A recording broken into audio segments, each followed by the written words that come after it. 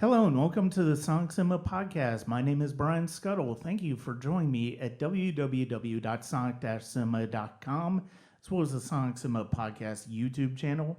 You can click subscribe wherever you listen to podcasts, whether it's YouTube, Good Pods, Apple, Spotify, just any of the podcast platforms. Subscribe, rate, and review.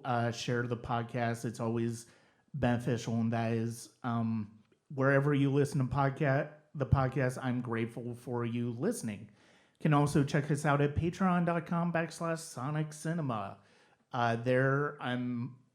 You will occasionally get episodes of Leaving the Collection, of Life Soundtrack, as well as early access to reviews. The Atlanta Film Festival is coming up, so you will get some short film blocks reviews from me there, and that is all at patreon.com/Sonic Cinema. So 5 years ago, I started a series in addition to the regular podcast series called Class of 99 to celebrate the 20th anniversary of one of the most consequential, I think it's safe to say it's one of the most consequential movie years of my lifetime, certainly.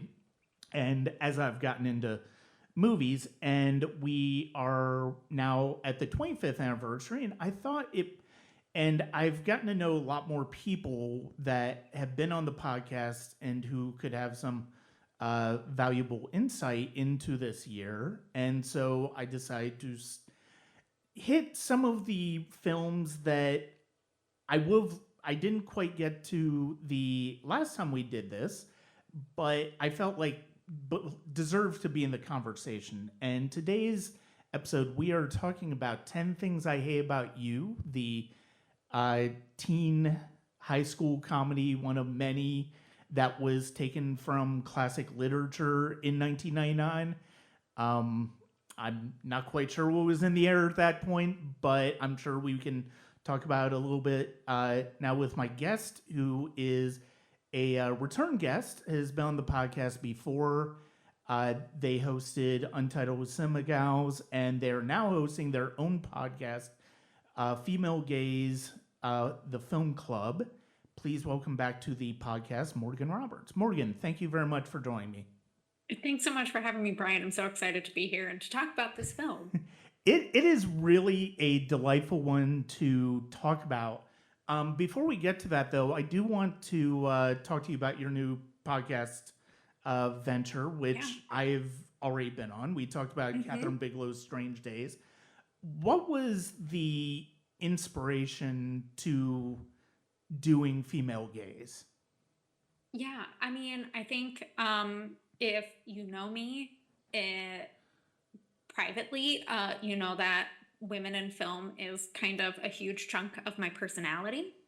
And I, have always really enjoyed talking about women in film, kind of elevating those voices of just underrepresented filmmakers in general. And I just kind of wanted my own space to be able to talk about films directed by women, written by women, and, just kind of digest and understand what that viewpoint potentially adds.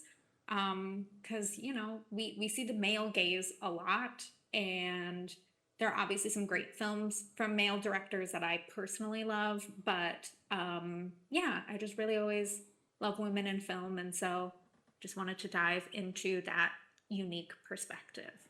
Yeah, and I think one of the things that is always very exciting to me when it comes to other people's podcasts is the different perspective that they want to bring to discussing film. And I mean, as somebody who's guested on several different podcasts, I always love having to adapt to that form. And it's not always just, oh, we're going to get together and discuss about movies. Everybody's doing that now. The question is, what type of discussion do you want to have? And I know for the thing that was so exciting about talking about Strange Days with you was, apart from the fact that you had never seen the film, and part of the reason I wanted to do that one was because I was very curious to see what you would think about that in terms of the female gaze, because Bigelow, who is a filmmaker who, as we discussed in that episode, is somebody who works largely in genres that are male dominated. And it's always, and Strange Days is no exception. So it's always fascinating to see what she does differently from what a male director would do. But one of the things I've enjoyed in listening to the episodes of Female Gaze that I've listened to is that it's not just you're not just talking about the well-known female filmmakers. You're not Yeah. just talking about filmmakers that everybody thinks about. And you're not just talking about the films that everybody is thinking about. You really push the boundaries of what is about the types of films, and it's funny. It's giving me something to think about, because I mean, some of these films, like you had a recent episode on Harriet the Spy, Yep. and it's a movie that I remember. I don't think I ever saw, but I remember hearing about when it came out. I had no idea it was directed by a woman. So it's one of those things where it's like, oh, okay. I mean, some of them obviously, you've talked about Lady Bird, you've talked about Virgin Suicides, you've talked about Eve's Bayou, all are absolutely tremendous films. And, obviously I've been very familiar with several of those, but I will say there's a lot that I'm learning about as far as some of these films, that it's giving me another movie to put on that never-ending watch list of movies to search out and see. Yeah, it's interesting because, again, as someone who has made it a very huge part of my own personality, that I watch a lot of films directed by female filmmakers. I have also watched, Strange Days is an example of a film that was a blind spot. I watched Tank Girl, which is definitely not a film that would have been on my radar, and ended up really loving it. Mm-hmm. There are kind of more classic films like Monsoon Wedding, which is on the Criterion Collection, that again I missed, or Desert Hearts, which is again a Criterion Collection film, but maybe a little bit lesser known. And so it's been really great having people pick their own films, because that's kind of the secret of this, is everyone gets to choose their own film, and seeing what films speak to people about women in film, about kind of, again, the female gaze, I've been finding extremely fascinating and insightful. And I think when people want to talk about a film that they find interesting, even if it's not a perfect film, but something that either has like a nostalgia to it, or an element to it that they had never seen before, I think it just leads to a really engaging conversation, because the person is super passionate about the Mm-hmm. film in some way or another. Yeah, and that's and I think that is, to a certain extent. I mean, I appreciate podcasts that certainly work within a certain structure, who they have their ideas for what they want to cover. I mean, this one's been no different at times, and sometimes it's about finding the right guests to discuss that film.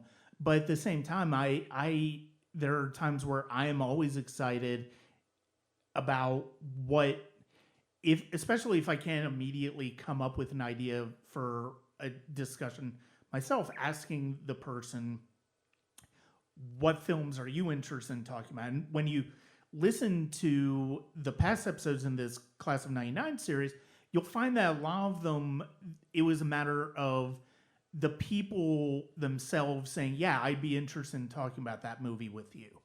And, certainly there were some that, had other movies on the brain that, I'm like, well, I'd already have that one covered. And, it's one of those things where sometimes it was very fluid, but also it was something that it mattered to me that people were interested in talking about that movie particularly. And part of the reason why I wanted to, as we segue into the episode, part of the reason why I wanted to bring this back is because I know more people now whom I have known either didn't know in 2019 when I started this project, or have gotten to know more since and wanted to have them on. And I know that 10 Things I Hate About You is one that you particularly love from this film, from this year. And so as we get into 10 Things I Hate About You, what was the experience for you? How did you first get introduced to this movie? Yeah, so not to make anyone feel a little bit older, but I turned 8 in 1999. So 10 Things I Hate About You, I was not allowed to watch it the year it came out, but I do remember seeing the poster because way back when, I shout out Blockbuster all the time on my own podcast, but I must also say, my local grocery store had a video rental store within it. And so it was nice and convenient because my mom could just like drop me off there for like 30 minutes so that I wasn't bothering her, and I would just look through all the movies and then we would rent something. And so I remember seeing the poster for 10 Things I Hate About You. And the film has Larissa Oleynik in it, who was a staple in my childhood. I wanted to be Alex Mack from The Secret World of Alex Mack so bad. And I was like, I just want to watch this film. So probably by the time I was in middle school, I was able to rent 10 Things I Hate About You, and basically was like, this was well worth the 4 or 5 year wait to be able to see this. Yeah, it's funny because of the fact that you just brought up a memory of me. I completely missed those days where like grocery stores or convenience stores had video rentals you could do as well. I remember up in Ohio, we had a convenience store like right behind us, and that's where we ran videos. It wasn't Blockbuster, and they always had. Grocery stores not necessarily gonna have as deep a collection as a traditional mom and pop video store, an independent video store, but at the same time, it's a good way of killing two birds with one stone that we don't have anymore for a variety of reasons, not just because Blockbuster doesn't really exist anymore, but because everything is, well, theoretically everything is at our fingertips when it's really not. Yeah, I watched 10 Things I Hate About You theatrically. I was in that phase in college where I was basically trying to watch as much as I could. And it wasn't necessarily for a particular reason I wanted to watch it. It's just because it was out at the time, and I was even if it was a movie where like even if it was a teen movie like this or She's All That, it's like I was still watching it because that's how I was. I was getting into watching as much as possible. And I liked it. I thought it was good. I didn't really give it too much thought at the time. By the end of the year and stuff like that, I was still really starting to hone in on what interested me in movies, what really connected about movies with me, to a certain extent. I mean, there were some things obviously that were big staples, but I was at that point where it's put this way: if you look at my 10 best lists that I wrote in '99 for this year versus what my 10 best lists would look like now, it would be a dramatically different list. So I didn't really give 10 Things I Hate About You too much thought until Heath Ledger passed away in 2008. And a bunch of us I was at the theater at the time, and we would get together a bunch of us would get together all the time. We would watch movies. We would have a lot of movie nights, usually involving getting ready for a big movie or just going through a series. And some of us decided that we wanted to do like a little marathon of Heath Ledger movies in preparation for Dark Knight, which was coming out later that year. And see, I'm trying to remember all the movies that we watched. It was like 3 different movies. I know it was The Brothers Grimm was one that I chose because I thought it was interesting. It was either The Patriot or A Knight's Tale was the other one. I want to say it was The Knight's Tale. That one makes more sense. But then also 10 Things I Hate About You was on the list. That was like a unanimous choice that people wanted to watch. And that was my first time seeing it since theatrical, and I just absolutely fell in love with it. It was just absolutely a wonderful film, and it really started, and that was around the time where really am starting to change how I look at movies, how I reacted to movies, how I reacted to certain things in movies.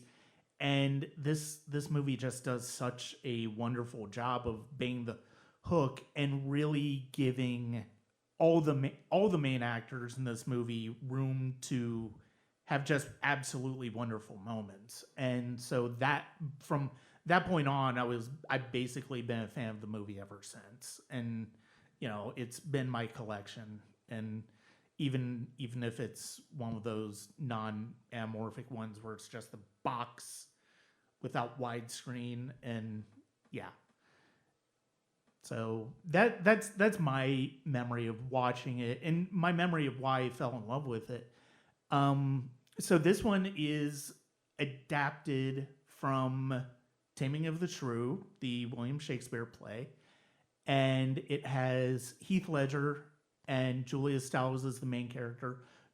As the main characters, Julia Stiles and Larissa Olenek are sisters, and one cannot date without the other one. And Joseph Gordon-Levitt, who plays Cameron, really wants to date Bianca, Larissa Olenek's character, but they need to find somebody to date Kat. Enter Heath Ledger's Patrick Verona, and the movie basically goes from there.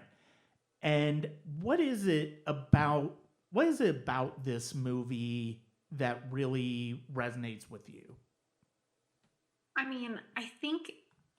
One thing is it's teen comedy, and I feel like the comedy is so sharp and extremely memorable. It's kind of like, I also, middle school was a big time because Mean Girls came out, and I was like the perfect target audience for that. And part of that script became part of our vernacular. And I think 10 Things I Hate About You was also a film like that. Like, to this day, if someone mentions that they're overwhelmed, I will then sit there and go, you can be overwhelmed, and I know you can be underwhelmed, but can you just be whelmed?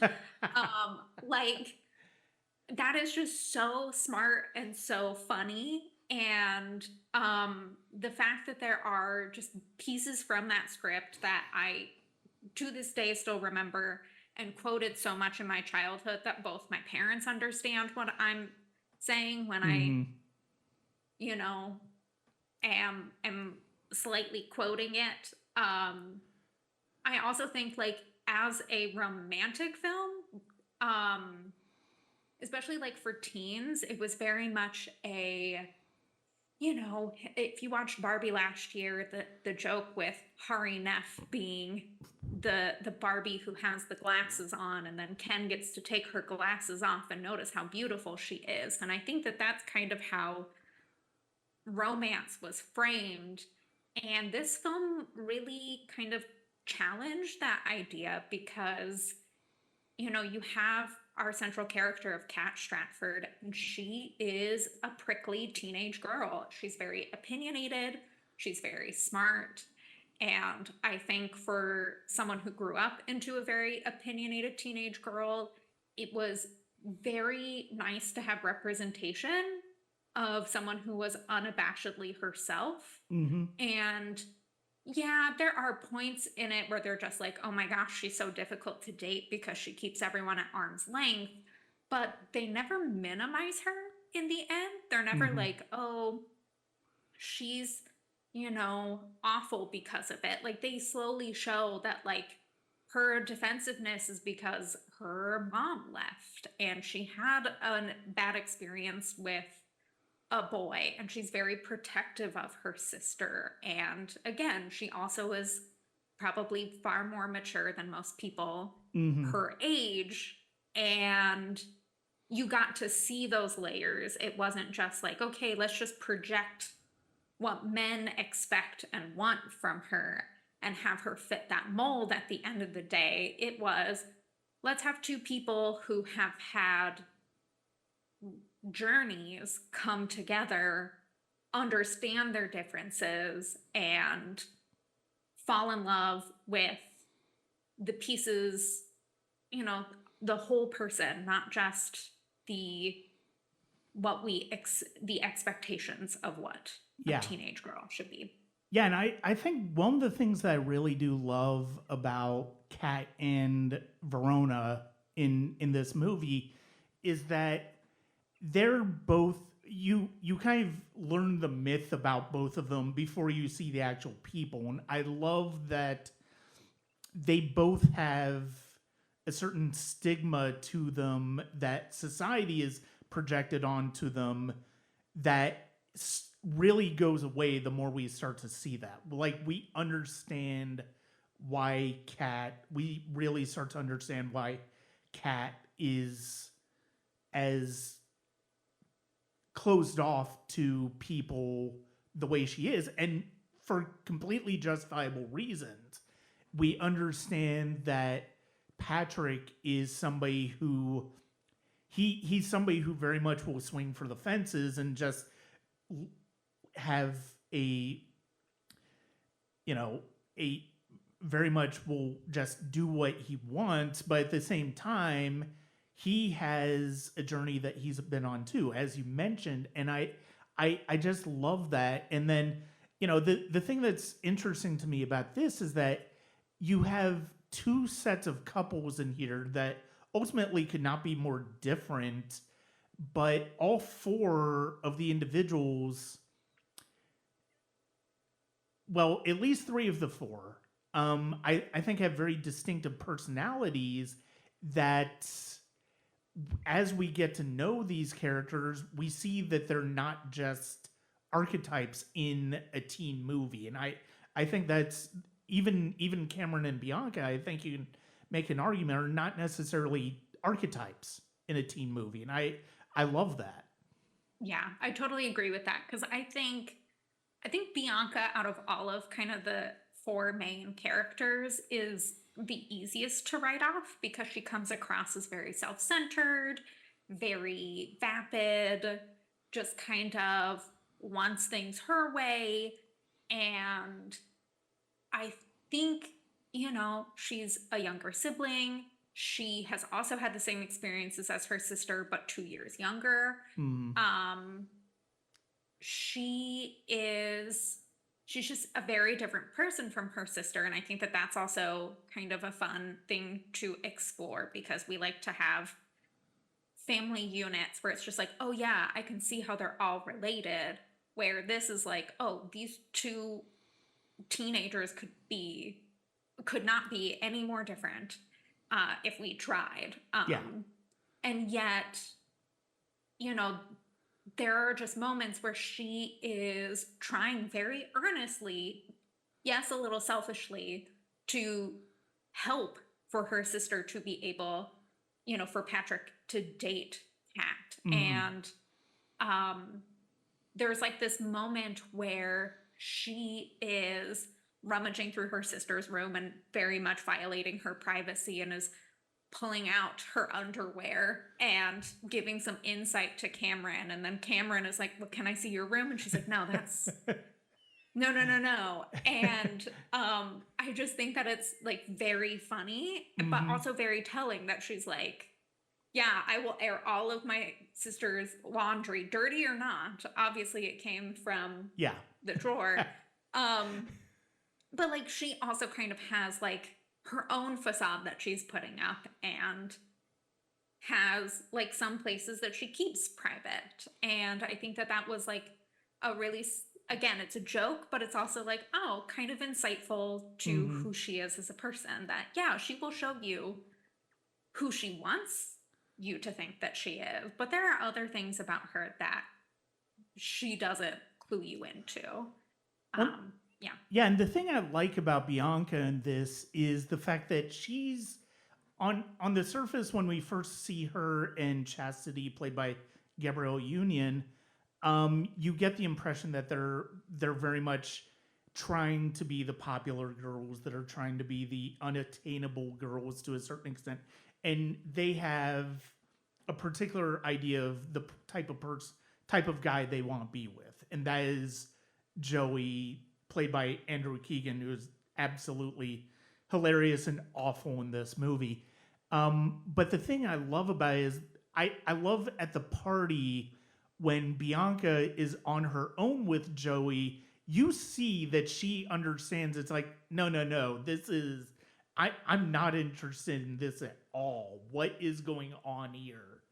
And because he's the most self-absorbed person of the bunch, and I mean he's like the jock. He's the the cool kid who just has everything handed to him supposedly, and I mean you just see that get taken down a peg every single time, and it's he plays Vane so incredibly well in this movie.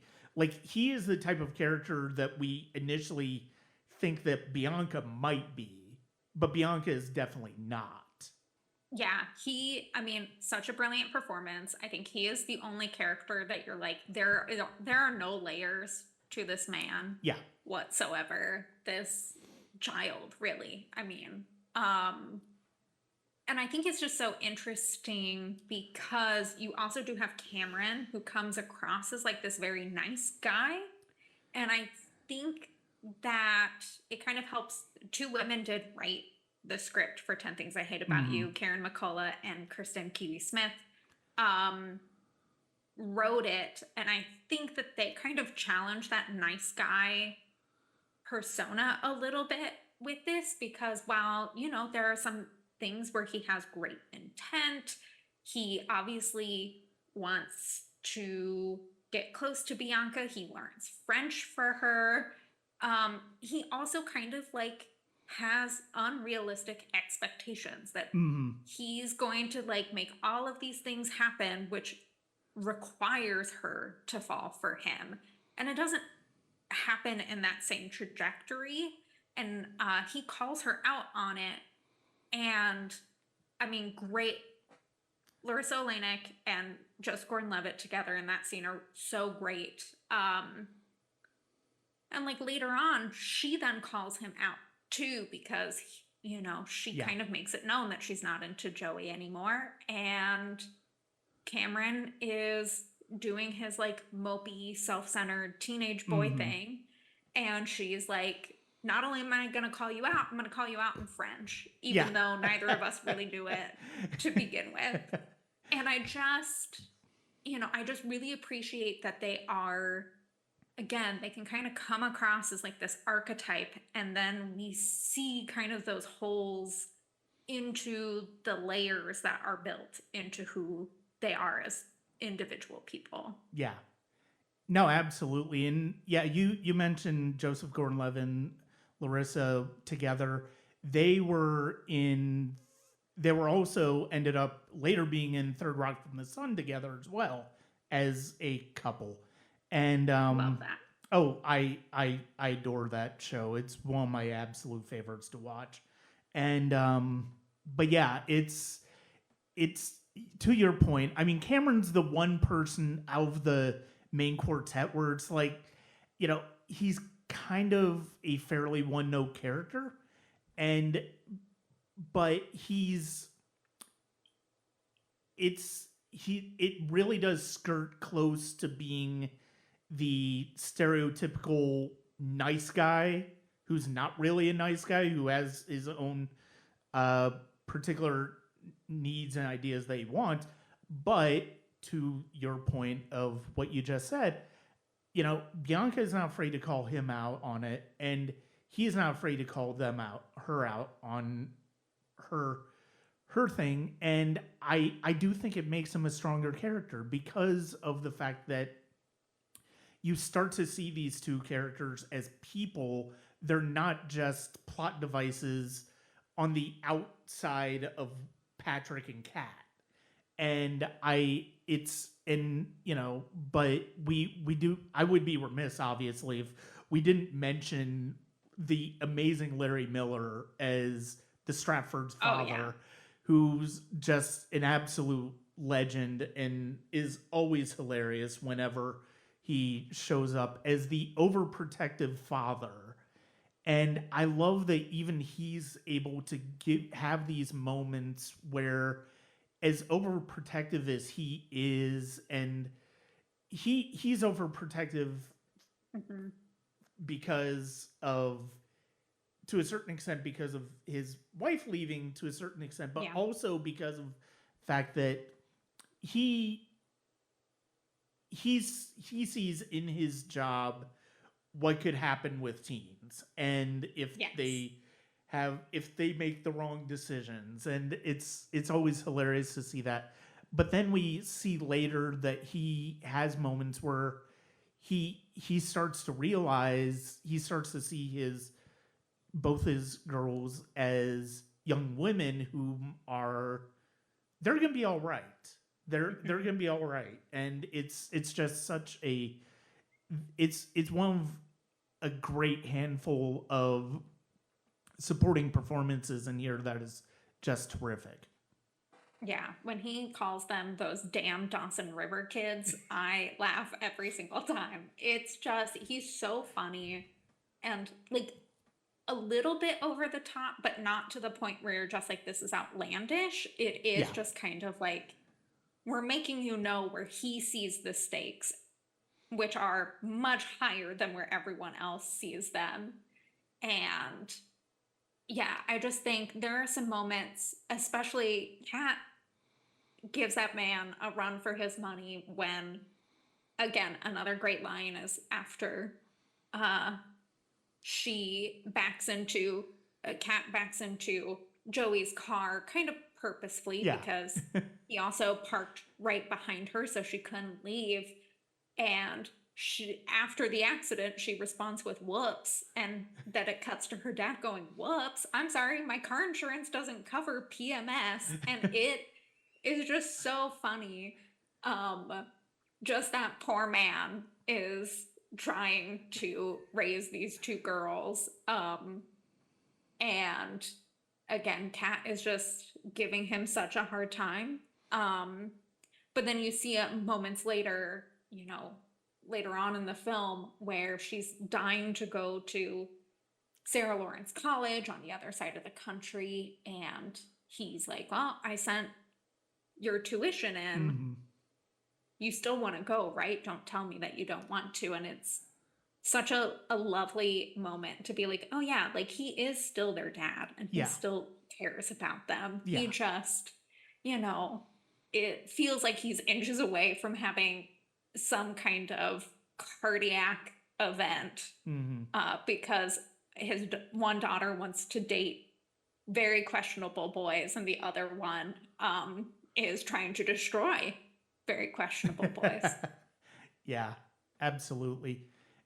And I mean, you also have Allison Janney as the guidance counselor who's writing smut while on the clock, and it's God. I doubt this is necessarily the first time I recognize her as her in terms of when I originally saw it, but it's definitely one of those performances that stands out, even if it's only a couple of scenes, and even if it's basically just a one-note caricature of a performance, it's still hilarious. Oh yeah, and she's also 1999 also has Alex and Janie in Drop Dead Gorgeous, which is another great comedy. And I love that she has so many comedic performances that are very different from each other because, Yeah. Drop Dead Gorgeous is very Minnesotan and a very different type of socioeconomics. And here she is in 10 Things I Hate About You playing this guidance counselor who is just done with teenagers. She's not interested. She just wants to like E.L. James herself into some type of literary career. And it's just, again, it's so funny and such a very interesting way to like kick off the film because she's Yeah. very instrumental in the opening of the film. Mm-hmm. Yeah.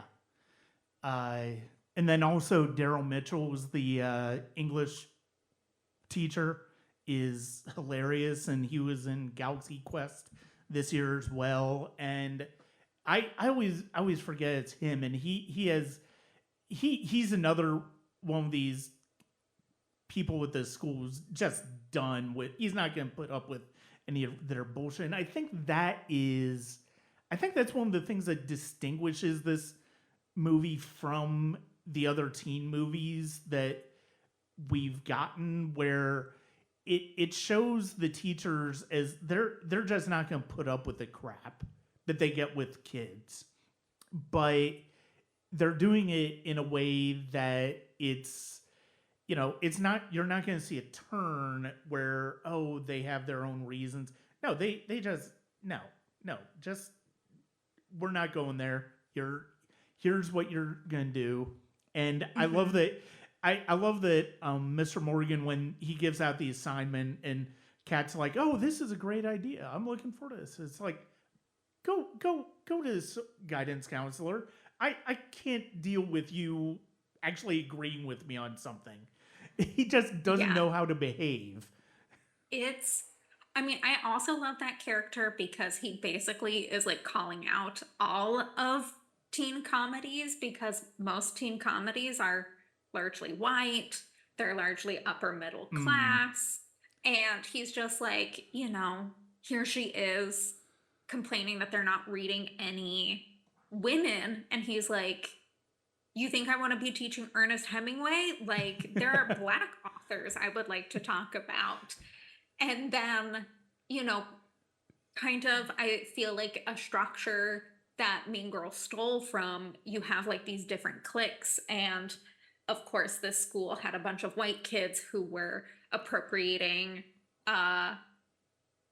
Jamaican culture. And these two kids are like, yeah. And he literally is just like, do not let me Don't get me started. Don't get me started on you too. And it is just like, yep, I want a Mr. Morgan movie down the line of just like him retiring, going like, can you believe just all the BS I have to put up with in my long career? Because again, he kind of is like you're gonna go on this journey, but her dad's a doctor. Yeah. Joey's in, sock commercials and print ads. He's doing a nose spray commercial. There are all these people with a lot of privilege here, and he's just like, take that for what you will. Yeah. Yeah. And it's like we do only get it's a typical Hollywood teen comedy in that way, where we get very few Black characters, and the ones that we do get tend to be on the outskirts of the action. I think that's one of the things that I really ended up loving, not to get too far off base with Bring It On last year. I bring that up because it's Gabrielle Union also, is because, or the year after, because of the fact that we ended up learning as much about her and her squad as we did about Kirsten Dunst's squad. And I love that. And I do kind of feel like this era of teen movies was a little bit of a change in terms of getting to that point where it wasn't just the white perspective. I mean, it was still going to be predominantly white because that's how Hollywood thinks until they realize they can make money off of different perspectives. But you kind of start to see this kind of change with some of these characters, and even though Chastity doesn't have much to do in here, I mean, she basically serves a plot purpose, but you kind of see at the beginning why her and Bianca are friends at the start, and also why they're not necessarily friends at the end, because we've seen Bianca change the type of person that she is, but Chastity's still in that point where she wants to be one of the cool people, and she sees Joey as a way to stay with that. Yeah. And I mean, I love Bring It On, because it is kind of one of the very few times that you see a discussion about race in a teen comedy. Because again, like the whole film is just about the way in which white people appropriate and steal things from Black people and Black culture. And I don't think that we get a better discussion in cinema for like a younger audience until like maybe Dear White People in like 2014, which again is kind of geared more towards late high school, college age people. But this is also 10 Things I Hate About You is around the time of like She's All That. We have films like Cruel Intentions, which again is like very white, very privileged. Clueless does have characters of color in there, but they're in this extremely hyper wealthy world, so there's still like some level of unattainability there. And I think what the film does in kind of making digs at just like this is also a little bit satirical because these are wealthy white kids that get to go on this journey for the most part. And I do appreciate that there was that level of self-awareness at that time. Yeah, absolutely. And you mentioned Cruel Intentions. I mean, this was a big year for teen comedies. You had American Pie later in the year that was a huge success, spawned countless sequels. I don't even remember how many are in spin-offs. I don't even remember how many there are at this point. But too many. But it's one of those things where it's like, but this was also I'm not sure what it is. I wonder if Clueless was part of the impetus of this, of updating classic literature for teen films. Because, I mean, you have 10 Things I Hate About You. You have She's All That. You have... I mean, you do have O, which is a take of Othello. Yes. You've got Baz Luhrmann's Romeo plus Juliet. Yep. Yeah, I think it's very interesting that there was kind of like because I think that we forget that the hero's journey, in essence, everything that we consider how you follow a plot is as old as storytelling. Like, it's just the way in which we fill in some of those pieces. And I mean, it's the same as screenwriting. I took a screenwriting class in college, and outside of learning that I really disliked my teacher, the other thing I did learn from that course was, your act one where you find out your catalyst has to happen at like the 15 to 20 minute mark, or else people aren't going to be interested in it. And so it's really interesting that like even in innovation, there are some elements of containment and confinement of we do kind of have to follow a bit of a pattern in our storytelling. just so that people remain interested in it. So I think that the fact that like by the 90s they were like, what if we took all of these really classic pieces and just brought it back so that people were actually interested in it? I mean, I just think it's brilliant. I mean, would we have had Easy A if someone was like, look, we did all of Shakespeare, we've done multiple Jane Austens. When's Nathaniel Hawthorne getting his time? Let's do a Scarlet Letter type movie. Yeah. So I think that that's kind of, stories are obviously like, personal stories are very,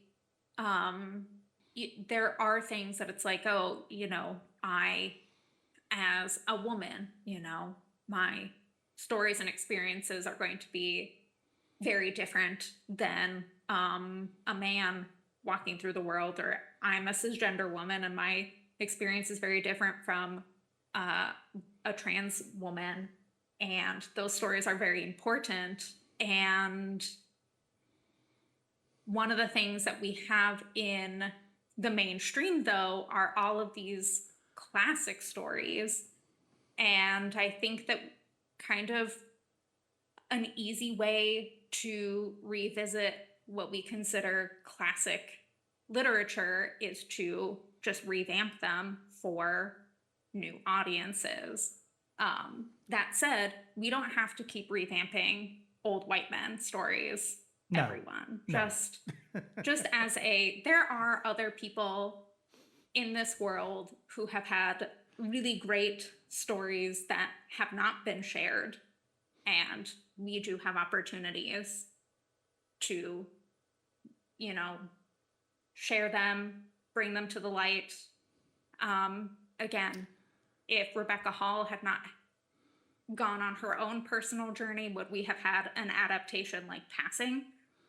No, I don't think that we would have. And so I think, while I love The Taming of the Shrew, Shakespeare is not the only classic literature that we need to explore and bring to wider audiences. Yeah. And as an old white man myself, I definitely co-sign on that. The thing that I think is so extraordinary about movies like this, about movies like Clueless, and about movies like Easy A, which I didn't even think about it within this context, but really is the fact that all of these movies, while yes, you can see the bare bones of the original source material, they work within the modern confines of these genres, and I love that. And it really is a credit to the writers and the director who bring these movies to life. And I think that's part of why it was so. I don't think I appreciated that when I first saw it in '99. I definitely appreciate it more now because of that. But the fact of the matter is, it's like this movie's so disarming in how straightforward of a teen movie it is. You don't really appreciate just how well it adapts the underlying material to that formula. And I really do. And it's not the same thing that what Cruel Intentions was doing in its adaptation of Dangerous Liaisons. And I think it's really something. It's a credit to the filmmakers here that they were able to do that as well as they did. Yeah, and I think it kind of harkens on, again, my own personal beliefs of, when we have underrepresented voices actually providing the nuance that comes with their own experiences, and they're able to be a part of that story, we actually get so much better storytelling. Because, I mean, William Shakespeare was a man who lived, I'm too pretty for math, but like hundreds of years ago.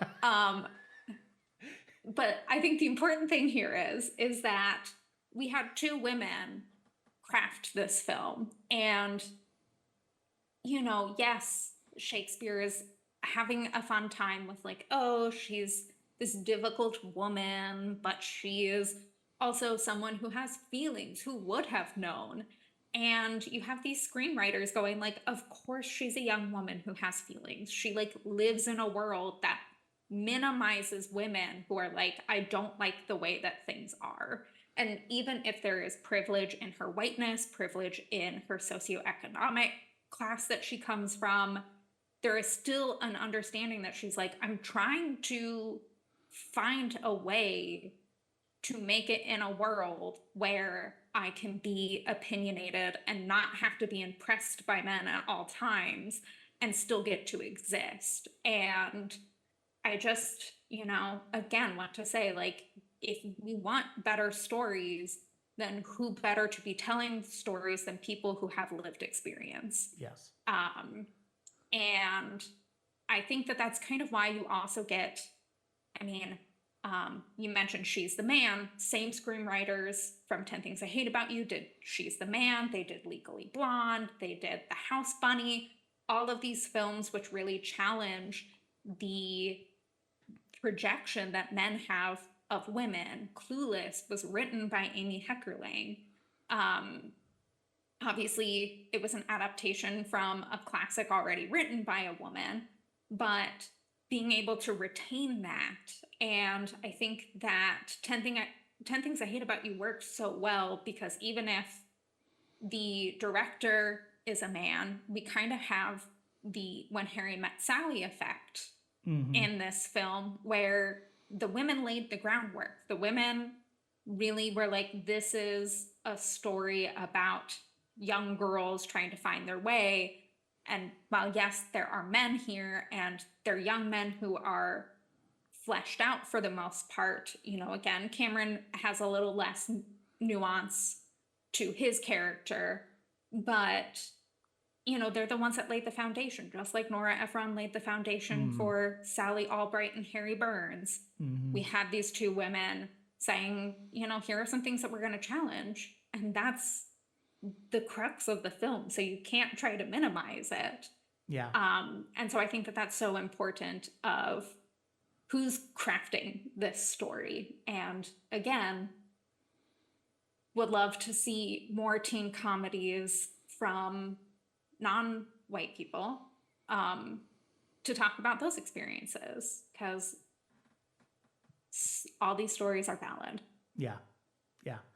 And, we haven't really talked a whole lot about the main characters, Kat and Patrick. We've talked a bit about Kat in context of her sister, her father, but we haven't really talked about them as a couple. And I think you knew, I think even if I didn't love the movie immediately in 99, I could tell that Julia Stiles and Heath Ledger were going to be well-known forces for a long time.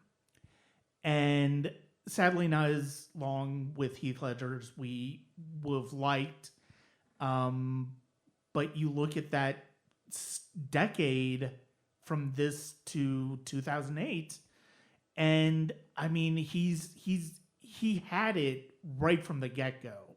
As soon as he starts Can't Take My Eyes Out Off of You, he's just got it. He's a star. And I think one of the things that I think was really smart is it would have been very easy in the late 90s to have Patrick and Kat basically be like goth kids, where they're very outside, they're very much listening to heavy metal and stuff like that. But these two are just off the beaten path of what the larger society in school wants from them. And yeah, they're tough in terms of their personalities, but they also, you can tell that there's still part of that teenager in there with them whenever we see them interact with other people. And I just really love that. Yeah, I think what's so great about Heath Ledger is like he balances who Patrick is, because I think when we're introduced to Patrick, we're introduced to the persona that everyone else sees. Mhm. You know, he is sitting there with that Bunsen burner playing with the fire. You are hearing about how he sold his liver, and like other really intense, supposed stories of his life. And then we're kind of, he definitely leans into what others think of him so that he doesn't have to interact with everyone. But very slowly, we kind of start to see, he's very charming. Um, when they go to Bogey Laurenstein's party, he drives everyone. He takes care of Kat. He is not Yeah. drinking. He is watching her. Um, the famous scene where she dances on the table and then smacks her head on the chandelier.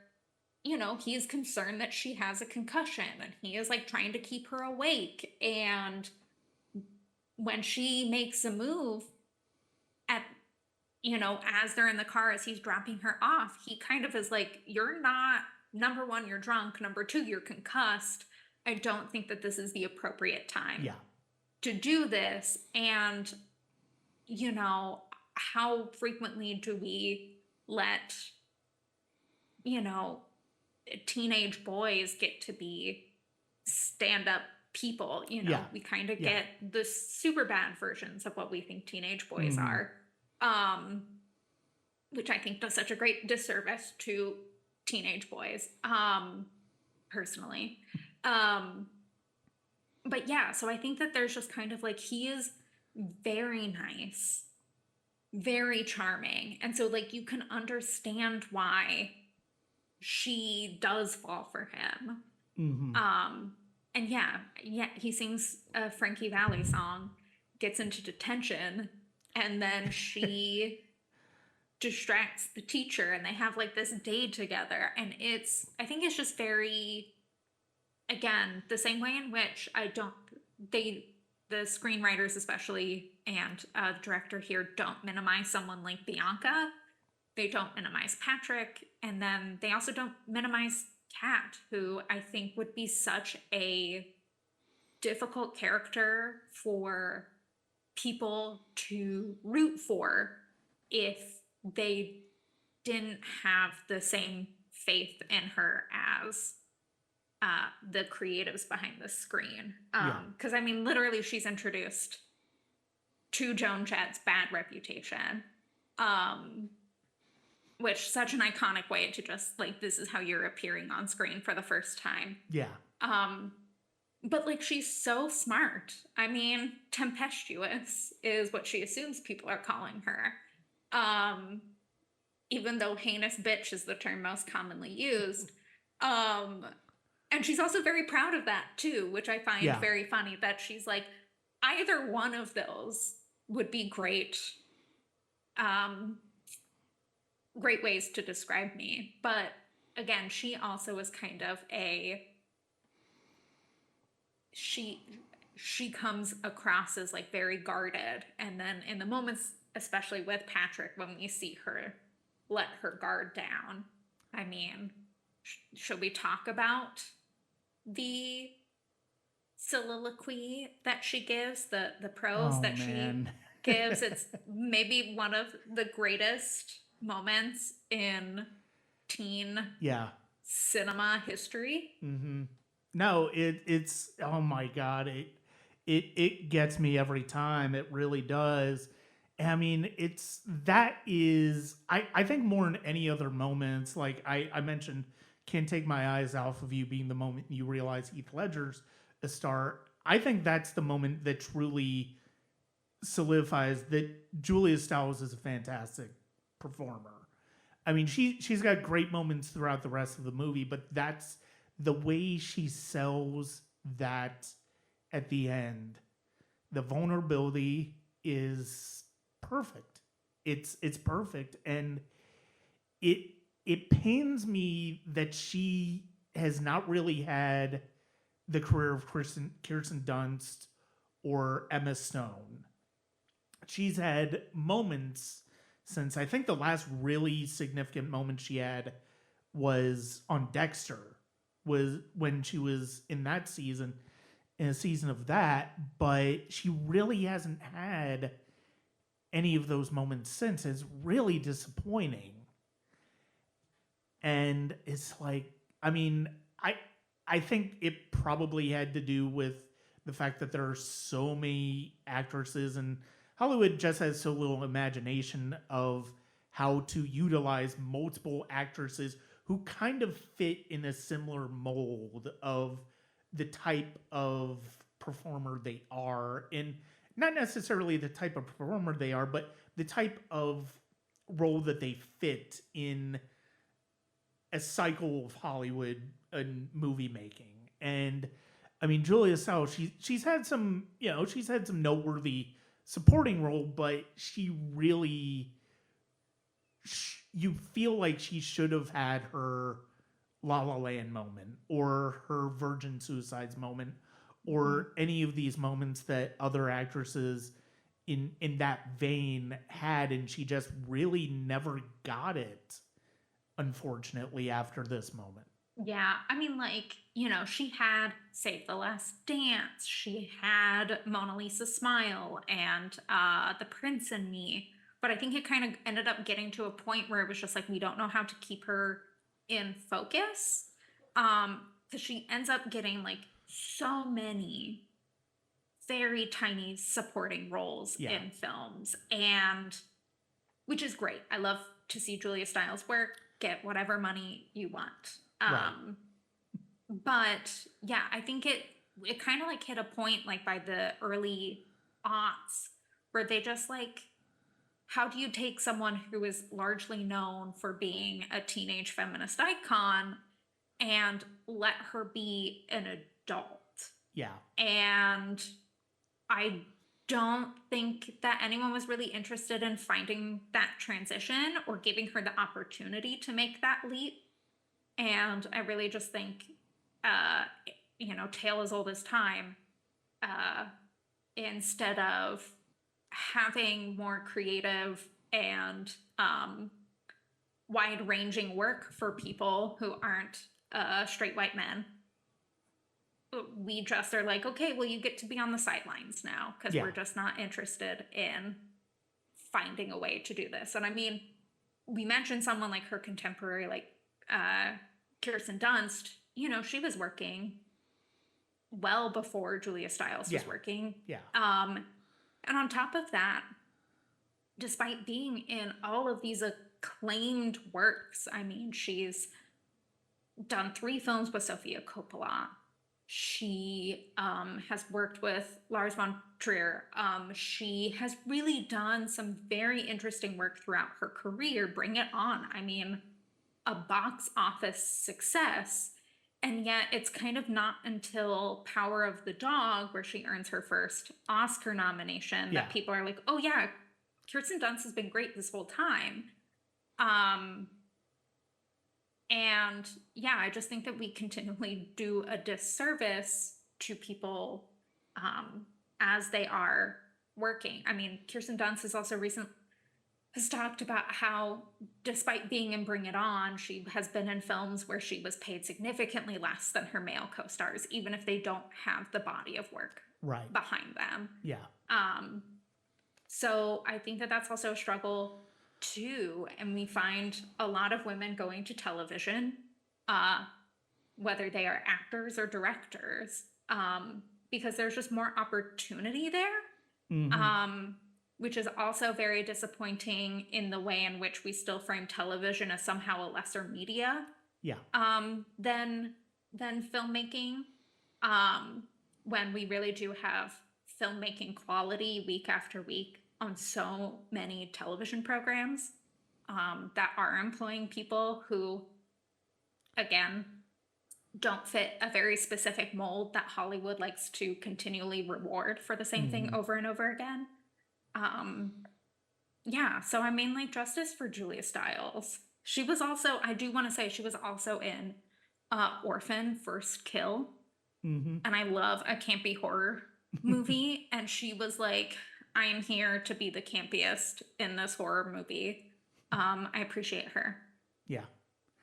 Yeah, I mean, you know, it's like I was thinking about it. It's like Heath Ledger, Joseph Gordon-Levitt, now David Krumholtz, all in all been in Christopher Nolan movies since, Hmm. and it's like who's gonna give Julia Stiles that moment that Kirsten Dunst has had, or with a variety of filmmakers, whether it's Jane Campion, whether it's Sofia Coppola, whether it is um, Lars von Trier, as problematic as a possibility as that might be.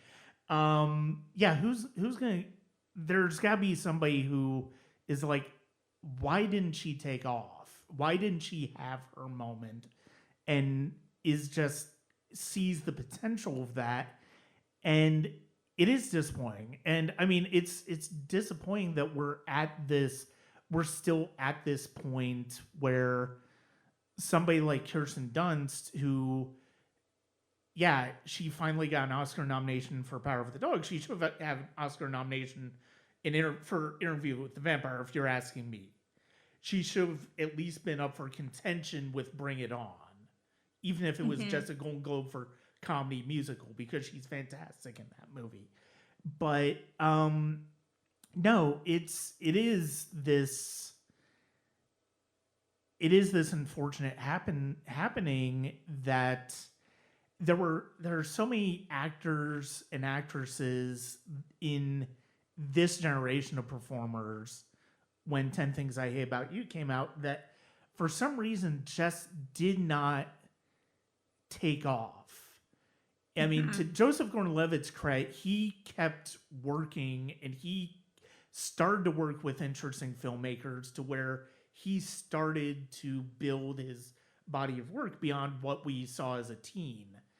Um, Julia Stiles still has some interesting work in supporting roles in TV and film, and but nobody's really give but yeah, nobody's really given her that moment. And it's really, I mean, really, Gabrielle Union's kind of been the same way too, where she had Yeah. some great performances early on, but we just haven't had that moment since. And it it's like, as much as things seem to change and move forward in Hollywood, things also seem to move back, and or not, Yeah.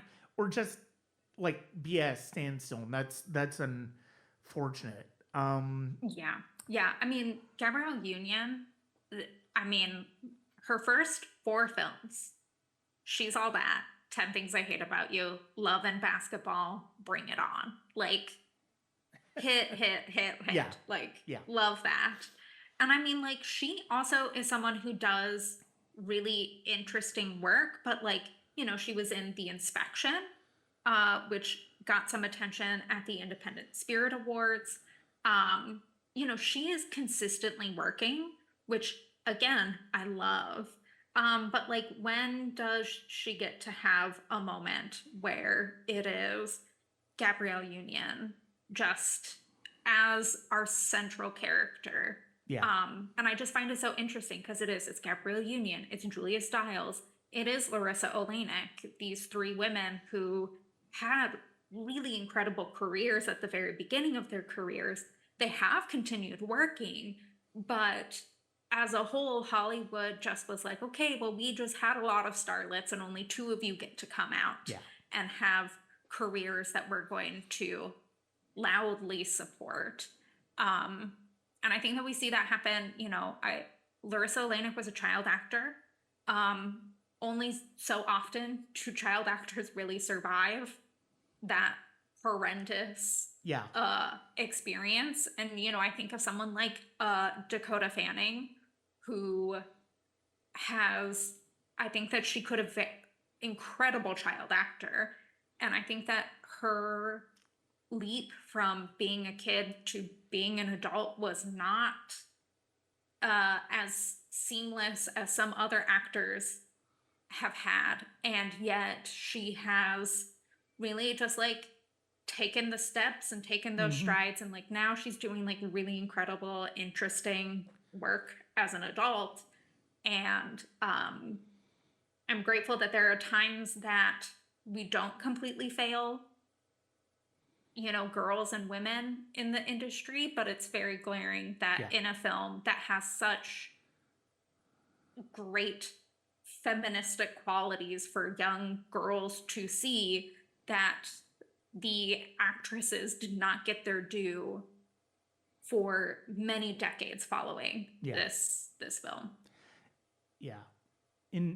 Absolutely. I mean, the thing is, but I mean, it's their presence in this, and I would also want to include Susan May Pratt as Mandela's cat's friend, whom David Krumholtz becomes a couple with, and it's yeah, the women in this is one of the few. This is, as much as I like American Pie, I can see how problematic it is. I can see how very male centric it is with the way it has the relationships play out.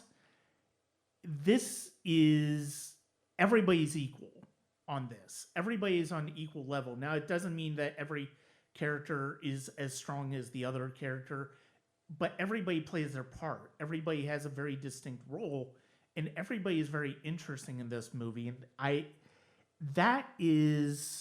it's one of the reasons why I think this movie has endured the way it is for 25 years. As we get ready to wrap it up, what are some of your final thoughts on the movie? I just think that it's a gift that keeps on giving. I mean, to this day, I've watched this film for at least 2 decades. And every time Bianca shoots her gym teacher in the ass with an arrow, I burst into laughter. There is no moment in cinema history that has ever consistently made me laugh every single time I watch a movie. And again, as someone who became a kind of opinionated, loud teenager, I think that's kind of always circles back to why I love cinema so much. Is it is not just an avenue for us to empathize and see humanness in ways in which are not through our own journey, but it is also an avenue for us to see ourselves reflected, and to have a character as nuanced and smart as Kat Stratford was really revolutionary for a very young me, because I did not see a lot of teen comedies that had girls that felt close to who I was, and I think Kat was like the only reflection that I had at that time. I think that is a wonderful way to wrap this up. And Morgan, as always, thank you very much for joining me. Where can people find you online? Yeah, thanks so much for having me and letting me go on a couple of tangent soapboxes. I appreciate that. Yeah, people can find me letterboxed MSML Roberts. Sometimes I write really thoughtful reviews. Sometimes I just joke around a little bit. And then if you like opinionated girls who wanted to be Kat Stratford, you can listen to Female Gaze the Film Club wherever you listen to podcasts, and you can follow on Instagram, Female Gaze the Film Club. Okay, excellent. And I know you also write some of your thoughts. Where can we find those? Oh, yes. You can find my written thoughts at In Their Own League, as well as Off Screen Central. Okay, excellent. Thank you very much. I'd like to thank Morgan for joining me on the podcast. It's always a pleasure to talk to her that's going to do it for this episode of the Sonic Cinema Podcast. We have more coming up in the month of May. We have the Atlanta Film Festival. We have a discussion of one of my favorite films of all time. And you can check everything out at patreon.com/Sonic Cinema, wherever you listen to the Sonic Cinema Podcast, as well as my written thoughts and reviews at www.sonic-cinema.com. Thank you very much.